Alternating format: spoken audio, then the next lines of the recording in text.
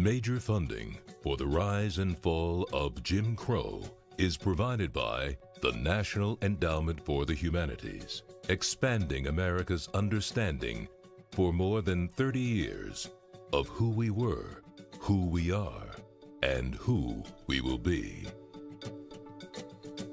And by support from the Corporation for Public Broadcasting, a private corporation funded by the American people. Additional funding is provided by the John D. and Catherine T. MacArthur Foundation. Corporate support is made possible by New York Life. With vision and determination, one generation dreamed of creating a better world for the next. New York Life is proud to bring you remarkable stories of dedication, struggle, and triumph.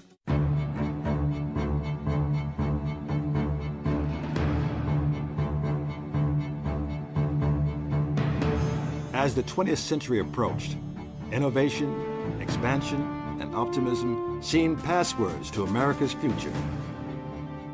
In 1898, America flexed its muscles as a world power, declaring war against Spain. White regiments and black regiments fought shoulder to shoulder. It was glorious. We officers could have taken our black heroes in our arms. Lieutenant John Pershing. Black Americans embraced the war with optimism. We left our homes, wives, mothers, sisters, and friends to break down that infernal race prejudice and to have a page in history ascribed to us. But fighting infernal race prejudice would be far more difficult than fighting Spain. In 1898, the United States Supreme Court, having already allowed Southern states the right to segregate blacks, now approved denying them the vote.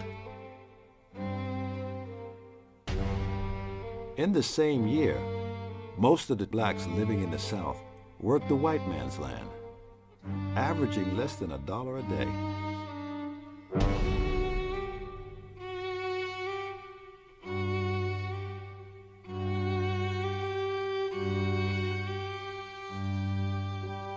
In 1898, 101 black men were lynched in the South.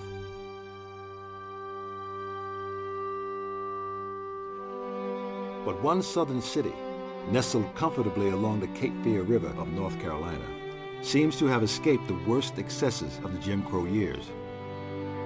Wilmington seemed to be a racially moderate city, a condition brought about by economic prosperity and a strong black and white middle class. The best feeling among the races prevailed in Wilmington. The Negro and his white brother walked their beats on the police force. White and black committeemen sat down together in the same council. White and black teachers taught in the same school. David Fulton. It was a booming place for African Americans. They simply felt as if they were making a contribution to society 33 years after they were freed through Emancipation Proclamation. It was a prospering African American community in the largest city of the state.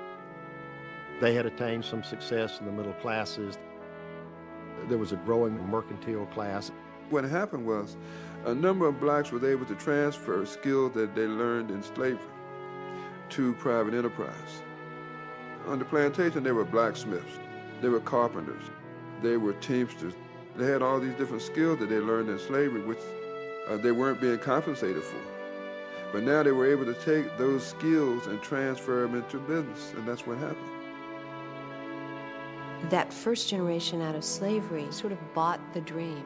They thought that they would get education, they would rise, they would be successful, and that kind of performance would prove their manhood and womanhood. One successful Wilmington African American was Alex Manley, publisher of the Wilmington Daily Record, the only black daily newspaper in North Carolina. He says his relationship with whites is good, and there's every reason to believe that. White merchants advertise extensively in the Daily Record, but he clearly sees the future place of black people as being full equality. There's no question about that. And he's constantly encouraging them to become equals economically, politically, socially, culturally. There were many whites who were poverty-stricken, but there were many blacks who had very good-paying jobs. Of course, they had their carriages and their nice dress, and they would shop, and they felt as if they had come a long way, and they were beginning to feel themselves in a prideful sort of way, and I think to a degree in an arrogant sort of way. So there we had much tension created. How dare you think that you are so much better than I am? It's partly economic competition, but it's also a grave concern that black people are beginning to feel the equals to white people. White people became quite alarmed because if they were going to subjugate black people, they had to prove that no black person was capable of the things that these people were doing. Blacks had attained a good deal of power in Wilmington in 1898. They were the majority of the population and of the voting population. Many of the blacks at that time held elected positions and very prominent municipal positions. They were appointed by the Republicans. Most of the Republicans at that time were black. Justices of the peace, aldermen, magistrates, firemen, public health workers. Even though these might not appear to be very high prestige positions, at least they were examples to the black community and particularly to the youth of what black people could be. Whites were fearful that the African Americans would begin to control the city of Wilmington since they were in the majority. We have to look at two very basic issues. You have to look at politics and you have to look at economics. And whoever controls those two are in power. And it was all about power, about political power and economic power. In the statewide and local elections of 1898, the Democratic Party, the party of white supremacy, was determined to end black political power in North Carolina. It will be the meanest, vilest, dirtiest campaign since 1876. The slogan of the Democratic Party, from the mountains to the sea, will be but one word: nigger. Daniel Shank, Democrat. They argue that only the Democrats can save North Carolina from what they call Negro rule. Furnifold Simmons, who would go on to be a United States Senator, Charles Aycock, who would go on to be governor of North Carolina, and Josephus Daniels, who was editor of the Raleigh News and Observer. The three of them got together in a hotel and hatched a campaign that would talk about white women being endangered by black men holding office. The white press portrayed blacks as monsters, representing them as an incubus, a mythical figure that raped women while they slept. White women appeared in parades, on floats, in white dresses, holding up signs saying, "Protect us." Deliberately fueling racial fires, a white newspaper published an inflammatory speech given by a leading Georgia feminist, Rebecca Felton. If it requires lynching to protect woman's dearest possession from ravening, drunken human beasts, then I say lynch 1,000 Negroes a week, if it is necessary. Manly's blood boils, and he dashes off his own editorial that conservative black people in Wilmington considered to be a truth unwisely said. Our experience with poor white women in the country teaches us that the women of that race are not any more particular in the manner of clandestine meetings with colored men than white men with colored women. You leave your goods out of doors and then complain because they are taken away. Alex Manly. The crowning thing that hit the white psychic nerve center was the very last sentence of the editorial, where he says, if white men continue to initiate sex with black women, sooner or later white women are going to start to do the very same thing with black men. And that was not the political thing to say. That just drove white men absolutely crazy. A former Confederate officer, Alfred Waddell, called for violence.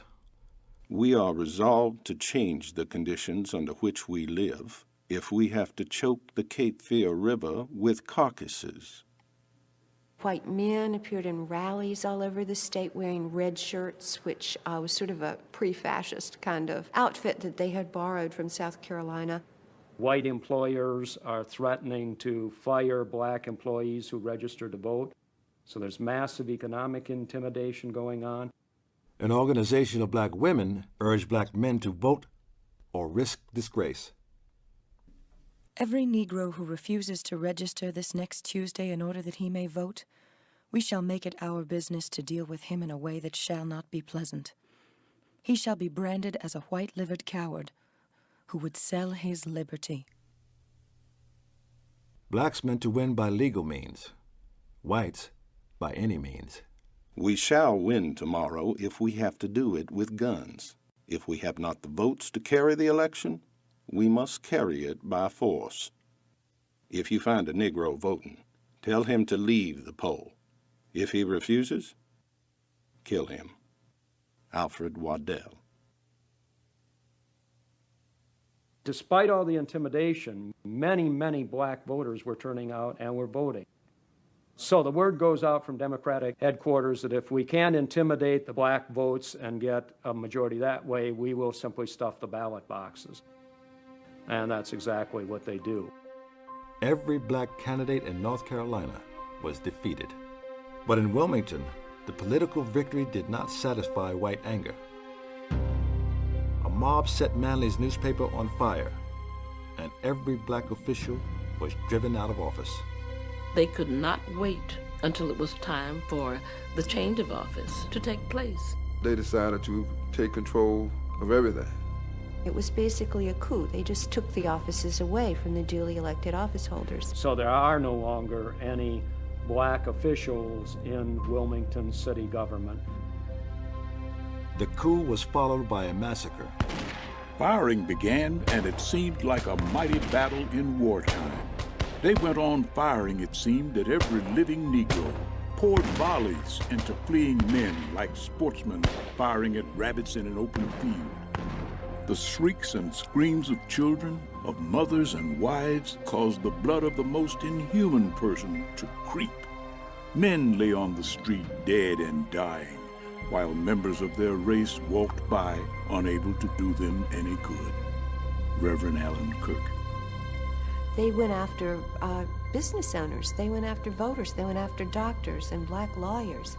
Those are the people they ran out of town because those are the people they saw as getting out of their place and therefore encouraging other black people to get out of their places. Despite the odds against them, some blacks fought back. Others protested to the federal government. Blacks from all over the United States wrote letters to the President of the United States begging him to intervene and to stop the violence and the killing in Wilmington. President William McKinley remained silent. I think it showed that the national government had lost its commitment to protecting the civil and political rights of blacks, especially in the South. Charles Francis Bourke, a northern reporter, witnessed blacks fleeing from the city. In the woods and swamps, hundreds of innocent, terrified men and women wander about, fearful of the vengeance of whites, fearful of death. Without money or food, insufficiently clothed, they fled from civilization and sought refuge in the wilderness. In the night, I hear children crying, and a voice crooning a mournful song.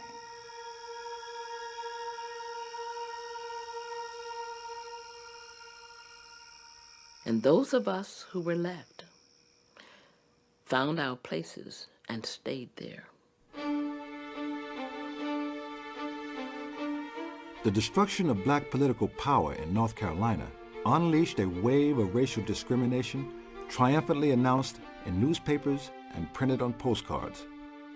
Facilities that were once integrated were now legally segregated. Public transportation and parks, restaurants and theaters, jobs and juries. The relative oasis that North Carolina had been for blacks was now a desert of white supremacy. But 18-year-old Charlotte Hawkins Brown was one young woman who refused to accept this way of life. Jim Crow was a challenge to be overcome, not an obstacle to prevent her from fulfilling her mission. I sit in the Jim Crow car, but my mind is rejuvenated to strive harder, to build a race that will someday rise in majesty and break down every wall of segregation in American life. Charlotte Hawkins Brown. Leaving Massachusetts, where she had been educated, she returned to her home state of North Carolina to teach. When Charlotte Hawkins got off the train, there was no station, so she had no idea where she was. It was in the middle of the woods. So I think it was a little fear. You know, this is not New England. I'm in a different place. Where am I? I'm in this state. I have no idea. I don't remember. Yes, it's my home state, but where do I go from here?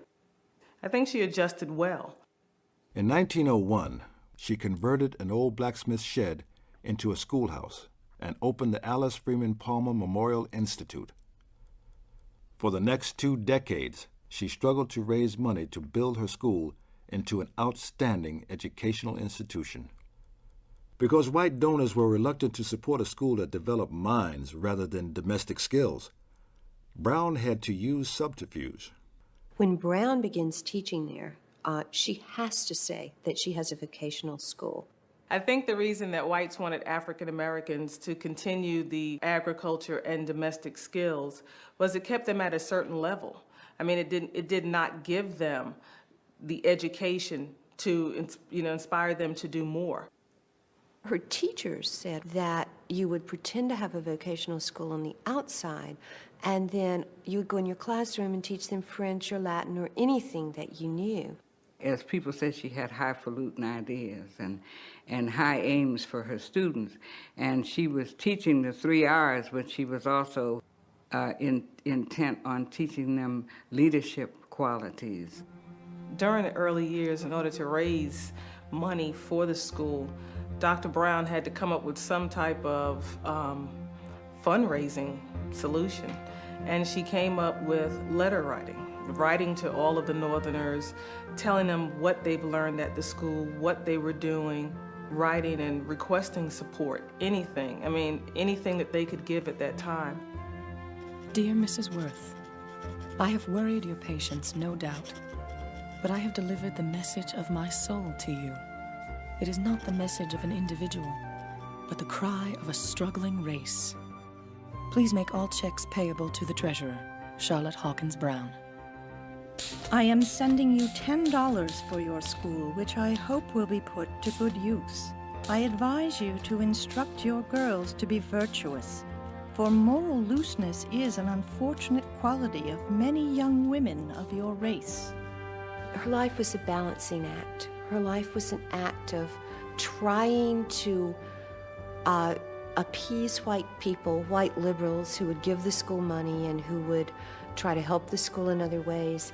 And then on the other hand, to try to work in an African-American freedom struggle that she clearly saw as ongoing, that she clearly saw herself as part of. She fought fights that people didn't usually fight in those days. They just went along with the system. But I think that if at any time she could go against the system, that's what Dr. Brown did. She took them to the movie theater, where she would have special showing so they didn't have to sit up in the balcony. She was, of course, as we always said, a woman ahead of her time. She was smart enough to use every opportunity to develop the students. Yeah, she always taught us that you can be as good as anybody else, regardless of what your color is. She taught us that, and we appreciated that. Because, you go around thinking that you can't do this and you can't that, you will never be nothing or something like that. She told us it wasn't true. We could be anything we wanted to be. Recognizing the need of a cultural approach to life, I have devoted my life to establishing for Negro youth something superior to Jim Crowism. Sometimes the prejudice is so great, I feel that I can't stand it a day longer. But then I look into the delicate faces of the children and determine to stick it out no matter what the cost. Charlotte Hawkins Brown. She never accepted that she was going to have to live like this. And she never accepted the fact that her students were going to have to live like this. Charlotte Hawkins Brown tried to shelter her children from the racial storms raging about them.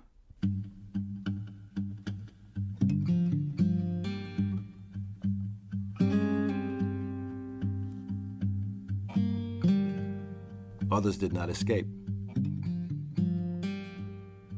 Like 12-year-old Cy Williams, sentenced to 20 years on a convict lease gang for taking a horse he was too small to ride. 8-year-old Will Evans, who received 2 years for stealing change off a store counter. And Mary Gay, sentenced to 30 days for taking a hat. She was 6 years old. By the turn of the century, tens of thousands of Americans, 1/4 of whom were children, had been condemned to hard labor in convict lease camps. Convict leasing was slavery's replacement. It has been described as worse than slavery, and in every respect it really was. What typically would happen is that some landowner, somebody who needed workers for the mines, someone who was going to build a railroad would come into a community and say, I need 600 men. And these companies would pay the states a certain amount of money for this labor. And it was a very profitable system for economic development in the Deep South. To supply the demand for convict labor, sheriffs arrested blacks for misdemeanors and vagrancy. Judges sentenced them to far harsher terms than whites charged with the same crime. For petty theft, a white man might receive 90 days in jail. A black man, 2 years on a convict lease gang.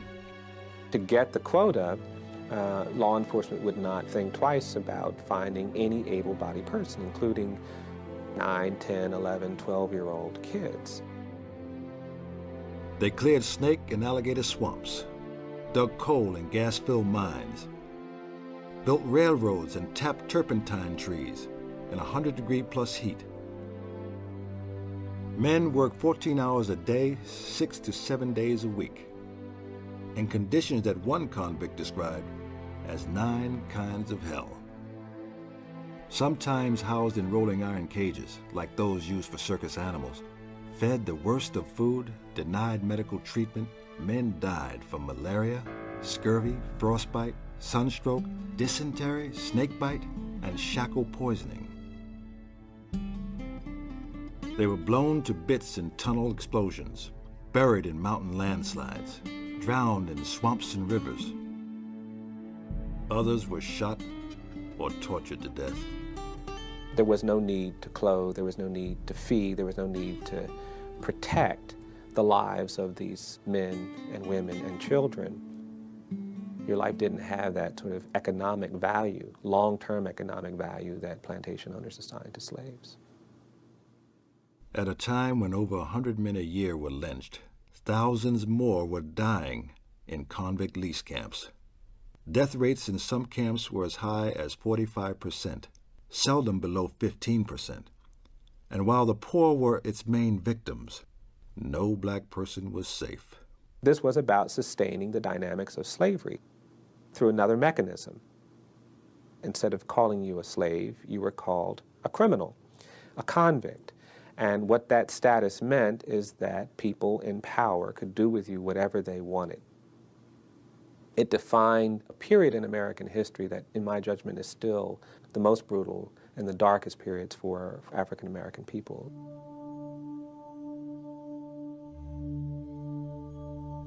John Dollard, a psychologist and student of the South, observed, "Every Negro knows that he is under a kind of sentence of death.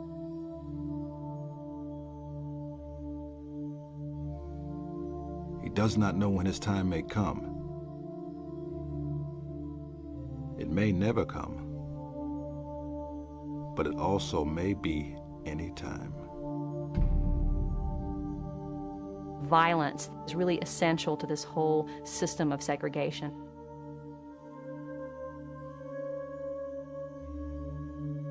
It's the signal that whites are sending that says, you're not safe, even if you go by the rules. You're never safe. Even your body isn't your own space. We can take everything, and we can dominate everything. Oh, freedom. Oh, freedom. Oh, freedom over me. You cannot confront something as horrific as Jim Crow, something as traumatizing as lynching, without some broader vision, without some transcendental vision. And the church gave people that vision, and the music in the church allowed that vision to find expression. You know, you get so beat down without any hope at all that someone's going to protect you, that's going to save you. And music obviously became a way to signal to yourself that you are still a human being, even if you're being treated as something less than human. And to signal to others that you cannot take away the core of this creative, living, breathing spirit.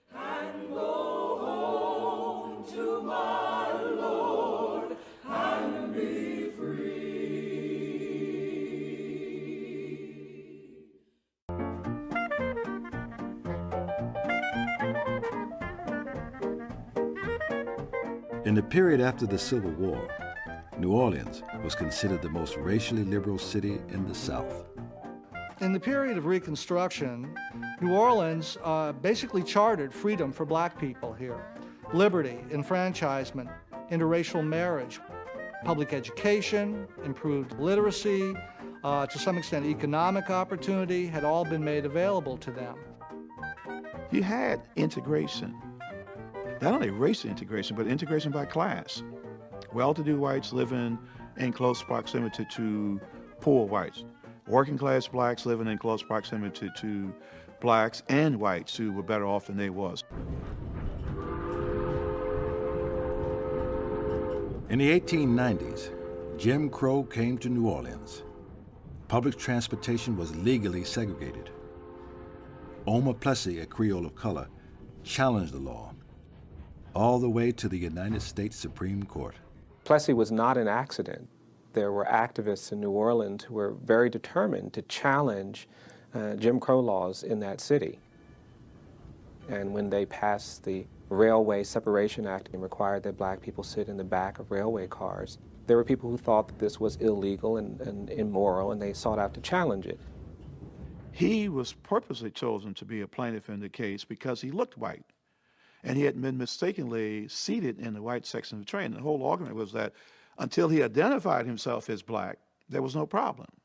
Only when he told them that he was colored was the problems, and he was told either he sat in a section reserved for color or he had to leave the train.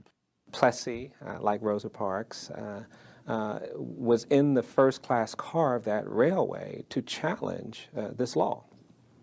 It's really startling when you think about that, because here, 35 years after slavery, is a very organized political movement led entirely by African Americans aimed at confronting Jim Crow through the legal procedures, through the legitimate procedures that change in American society. In 1896, the court, in a landmark case known as Plessy versus Ferguson, sanctioned segregation as long as the separate facilities were equal. Plessy was an extraordinarily significant case. It legalized Jim Crow. It legalized separate but equal. This was the court that spoke not just for the South, but for the whole of the United States. It could have been an opportunity for America to move up the timeline for racial reform and civil rights in this country. Instead, it was a terrific setback. What Plessy basically says is that whatever the state is doing, the federal government is not going to get involved. They're going to let the state legislate segregation if they want to. 2 years later, the court allowed states to legally disqualify blacks from voting. In Louisiana alone, the black vote dropped from 130,000 to 5,000. By 1899, 1900, it was becoming apparent African American rights and opportunities would be eroding from this point on.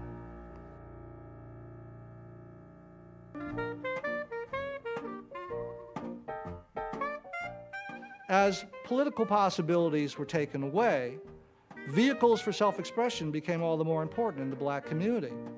Many people who could not express themselves politically found that music was a perfect vehicle for doing something individual, a different kind of self-determination, if you will. Taking the rules of 19th century music making, which was all about reading music, and tossing them and saying, I'm going to do this music my way instead. Jazz burst forth like a trumpet sound. The kings and princes of jazz, like Sidney Bechet, Jelly Roll Morton, King Oliver, and Louis Armstrong, would pour forth wave after wave of joyous sound.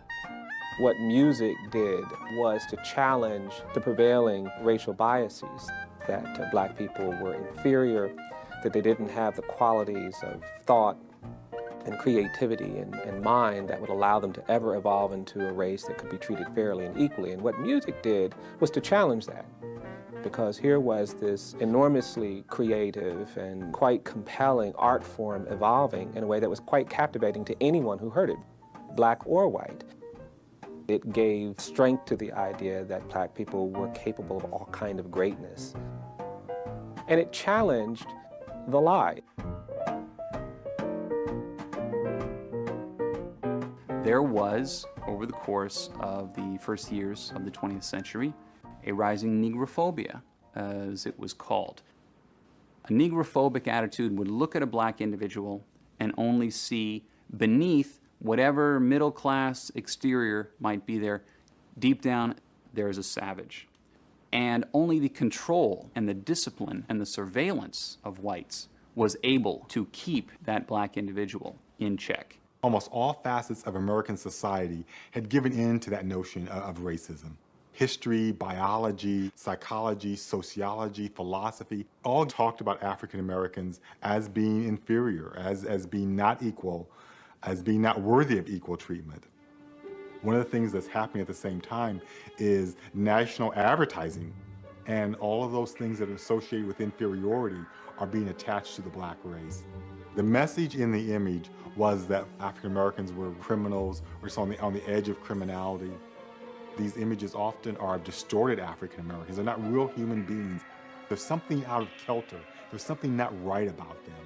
Large heads, often with big lips, bulging eyes. Something's wrong. All of these things are working to make real the notion of African Americans as inferior beings, as an inferior race, as people not like white people, but as people separate from them. But one man won respect from whites because he publicly advised blacks to work within the system of Jim Crow. He was Booker T. Washington. By the turn of the century, Washington had become one of the most popular figures in America. He journeyed up and down the country, preaching the gospel of material wealth, moral virtue, and Christian character, while warning his audiences to avoid agitating for political and civil rights. He said that the best thing to do about civil rights was to let them alone and work at making a businessman of the Negro.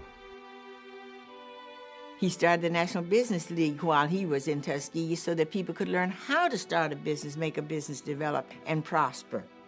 When I went to high school, they explored all the trades. The girls explored cooking, sewing, and handicrafts the first 2 years, and the last 2 years they specialized.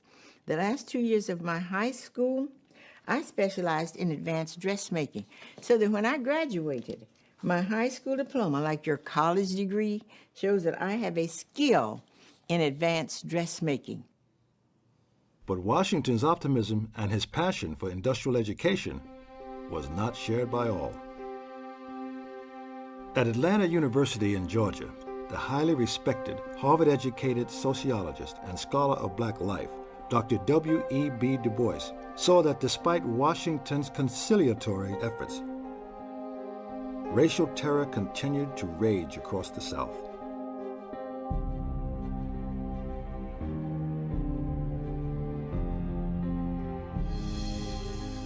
Although Du Bois had once supported Washington's program, he decided the time had come to challenge him. In 1903, he wrote The Souls of Black Folk with a chapter, Mr. Booker T. Washington and others. It was just this wonderful attack on all those who supported Jim Crow, including Booker T. Washington, and saying in a very forthright way, we cannot give up the right to vote. We cannot give up civil and political equality. We cannot accept being an unequal, subordinate race in America. We claim for ourselves every single right that belongs to a freeborn American, political, civil, and social. And until we get these rights, we will never cease to protest and to assail the ears of America. W.E.B. Du Bois. By the early 1900s, Washington was the most influential black man in America. His critics called him King Booker. He received financial support from powerful industrialists, including Andrew Carnegie and John D. Rockefeller. He was embraced by President Theodore Roosevelt. All of them enthusiastically endorsed his program of black economic uplift within the framework of black subordination and Jim Crow. As Washington's power increased, Du Bois's criticism became sharper, more personal. He has accepted revised constitutions. He has acquiesced in the Jim Crow car policy. He has kept dumb as an oyster in regard to peonage. He has even discovered that colored people can better afford to be lynched than white people can afford to lynch them. W.E.B. Du Bois.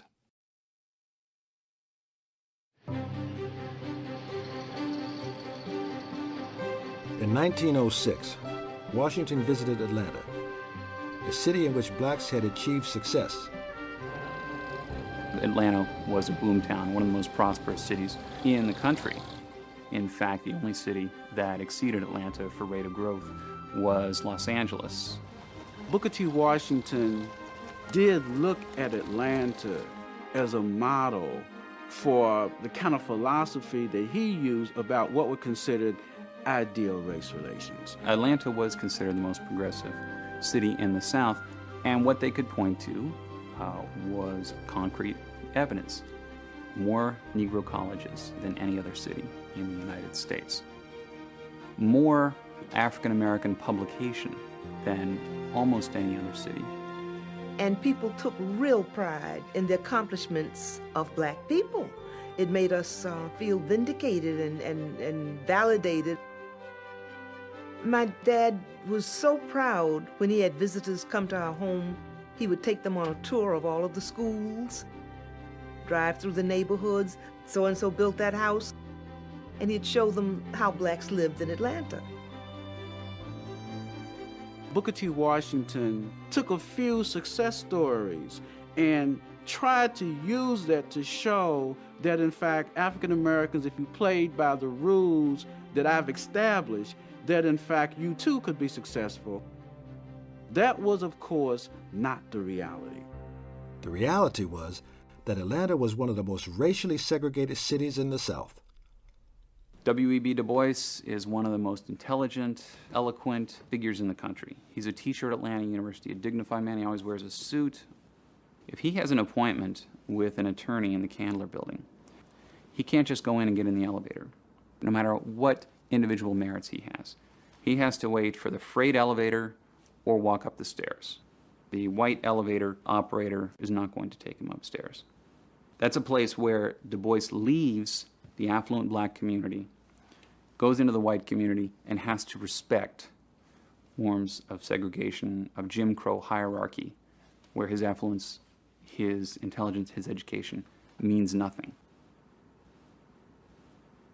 Racial tensions were intensified when Thomas Dixon's melodramatic play, The Klansman, opened in Atlanta. Dixon's play presented in stark contrast the two strongest images in the South at this time. One image is of the innocent, virginal, defenseless, 18-year-old Anglo-Saxon female. The other is the dark-skinned, leering, lustful, criminal, degenerate black man, and the latter is preying upon the former. And for him, there was only one solution to this: the Klansman. The plague glorified the Ku Klux Klan and denigrated blacks. Throughout the week of September 17th, the press reported incidents of rape, almost all of which later proved to be false. By Saturday the 22nd, white tempers were at the boiling point. The streets were swelling with people. Extras were flooding the street corners. Second assault, third assault. At one point, a man got up on a box and started delivering a speech. We've got to do something to protect our white women. Packs of white men and boys began rushing from the train stations, from the hotel lobbies, from the theaters to the spot. You have by now about 5,000 people. The cries of revenge, of anger, of white retaliation against blacks increase. A black messenger boy rides by on a bicycle. Someone knocks him down. He gets up and tries to defend himself. 10 people swarm in upon him and beat him senseless, leave him bleeding in the gutter. This only excites greater bloodlust. So the mob begins to spread out. Packs of 100, 200 begin marching up and down the alleyways, trying to find black men and women working in the shops, dragging them outside and beating them. Streetcars bringing black citizens into the city, mobs surround the car. If a black man or woman didn't fight back, he would be knocked down, kicked around, and then usually left alone. If he fought back, he was dead. This was downtown Atlanta. This was a few blocks from the police station. The state capitol was a few blocks up on the hill. The governor is up there. As the mob rampaged, 13-year-old Walter White and his postman father, who were often mistaken for Caucasian, were driving through downtown Atlanta. Their fair complexion allowed them to safely pass through the rioters. Later, White would recall how they prepared to defend their home as the mob approached. In a voice as quiet as if he were asking me to pass the sugar, my father said, "Son, don't shoot until the first man puts his foot on the lawn. And then, don't you miss." In that instant, there opened up in me a great awareness. I knew then who I was. I was a Negro, a person to be hunted, hanged, abused, discriminated against, kept in poverty and ignorance. It made no difference how intelligent or talented my millions of brothers and I were, nor how virtuously we lived. A curse like that of Judas was on us. Walter White's experience would eventually lead him to become one of the foremost civil rights leaders in America. The militia finally arrived in Atlanta to restore order. After the riot, Washington came to the city and he tried to find a silver lining to what had happened. But in truth, this time, Washington's conciliatory attitude, it just didn't hold water for many people. This was Atlanta. This was supposedly the experiment that would prove what you projected in terms of racial uplift. We would cooperate with the white community economically. We wouldn't agitate too much politically. We wouldn't demand the vote that much. We would try to follow a good Protestant work ethic, buy a little property, gain a little capital. We did that in Atlanta. And look what happened. The riot reinforced Du Bois's growing resolve to exchange his scholar's life for an agitator's. And in fact, the Atlanta riot convinced him more than anything else that the Atlanta or the South was not going to change anytime soon. But if the South would not change, Du Bois would. He moved to New York in 1910 to join forces with the National Association for the Advancement of Colored People, the NAACP, a newly formed interracial organization that would become the driving force in the civil rights movement. Appointed the editor of the NAACP's journal, The Crisis, Du Bois was determined to forge the magazine into a weapon against Jim Crow. The crisis battled racial discrimination, exposed atrocities and outrages against blacks, supported women's rights, and promoted race pride in the arts and literature. Within 4 months, the number of subscribers jumped from 1,000 to 6,000 and eventually soared to over 100,000. Du Bois startled his readers in 1912 when he supported Woodrow Wilson for president, even though Wilson was a Democrat and a Southerner. Wilson, he said, had promised fairness and justice for blacks, and he seemed a man of his word. But Du Bois warned Wilson what blacks expected from him. We want to be treated as men. We want to vote. We want our children to be educated.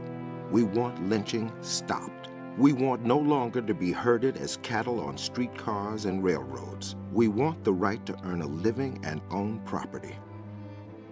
Be not untrue, President Wilson, to the highest ideals of American democracy. Immediately after his election, Wilson gave the green light to 3 Southern cabinet members to segregate their departments. One white supervisor boasted, "There are no government positions for Negroes in the South. A Negro's place is in the cornfield." Du Bois attacked Wilson. The federal government has set the colored apart as if mere contact with them were contamination. Behind screens and closed doors, they now sit as though leprous. How long will it be before the hateful epithets of nigger and Jim Crow are openly applied? W.E.B. Du Bois.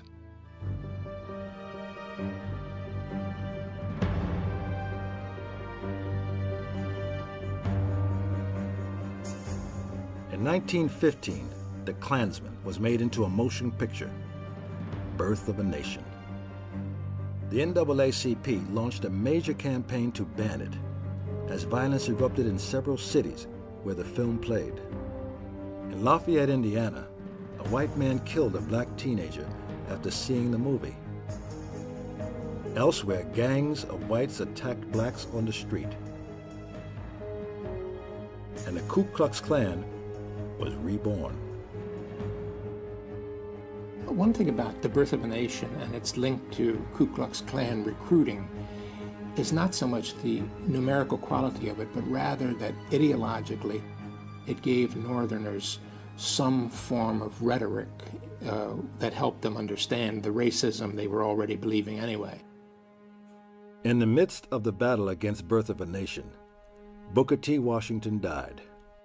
Du Bois praised Washington for the good he had done, but said black people had made little progress under his leadership.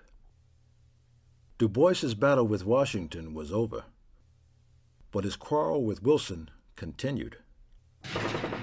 Wilson declared war on Germany in 1917. Although he supported the president, Du Bois did so reluctantly. He knew black soldiers would suffer in America's Jim Crow army.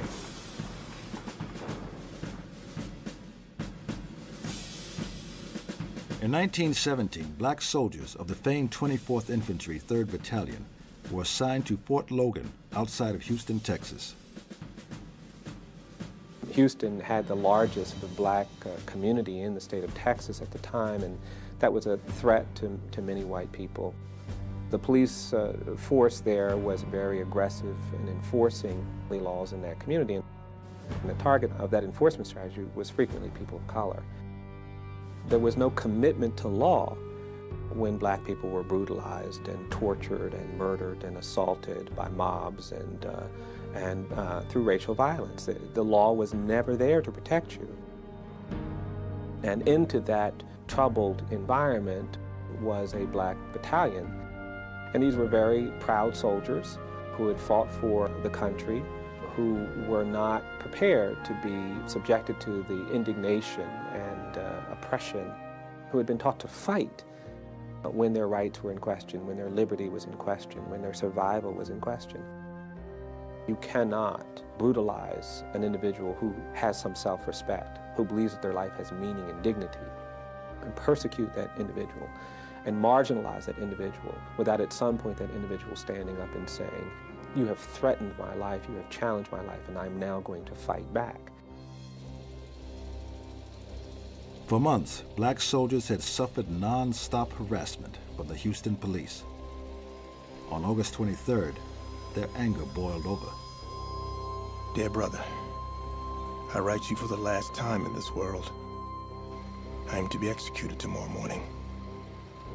I know this is shocking news, but don't worry too much, as it is God's will.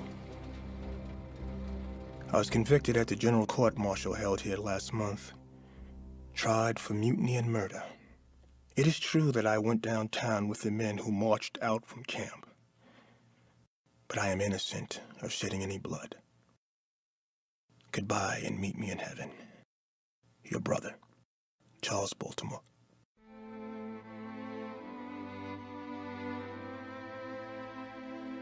Charles Baltimore was one of 13 men condemned to die on the morning of December 11, 1917. 4 months earlier, after being arrested without cause and beaten by police, Baltimore and 100 of his fellow soldiers marched into the city and opened fire. When the shooting stopped, 16 whites and 4 black soldiers were dead. 19 men were sentenced to death. The first 13 to die were not told of their sentence, nor the date of their execution, until shortly before they were taken to the gallows on the morning of December 11, 1917. They were denied their right to appeal to the president. The men requested to be shot as soldiers. The Army refused their request. Houston was not an ordinary outburst. They were not young recruits. They were not wild and drunkard wastrels. They were disciplined men who said, "This is enough. We'll stand no more." They broke the law. Against their punishment, if it were legal, we cannot protest. But we can protest, and we do protest against the shameful treatment which these men and which we, their brothers, receive all our lives, and which our fathers received, and which our children await. And above all, we raise our clenched hand against the hundreds of thousands of white murderers and rapists and scoundrels who have oppressed, killed, ruined, and robbed and debased their black fellow men and fellow women, and yet today walk scot-free, unwhipped of justice, uncondemned by millions of their white fellow citizens, and unrebuked by the President of the United States. W.E.B. Du Bois.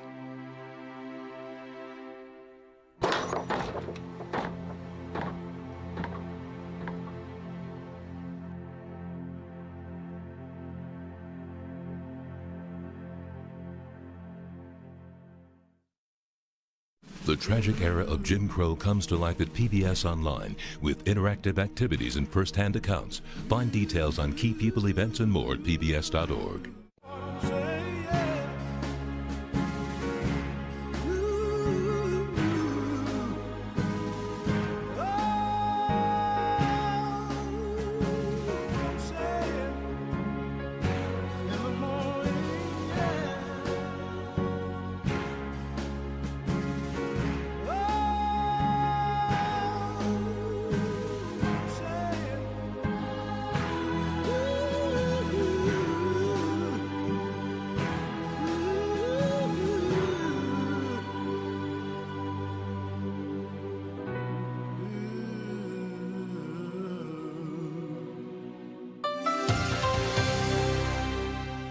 Major funding for the rise and fall of Jim Crow is provided by the National Endowment for the Humanities, expanding America's understanding for more than 30 years of who we were, who we are, and who we will be. And by support from the Corporation for Public Broadcasting, a private corporation funded by the American people. Additional funding is provided by the John D. and Catherine T. MacArthur Foundation. Corporate support is made possible by New York Life, Today should be better than yesterday. Tomorrow should be even greater. This idea inspired a movement, and New York Life salutes the vision and bravery of those who improved our nation and our world.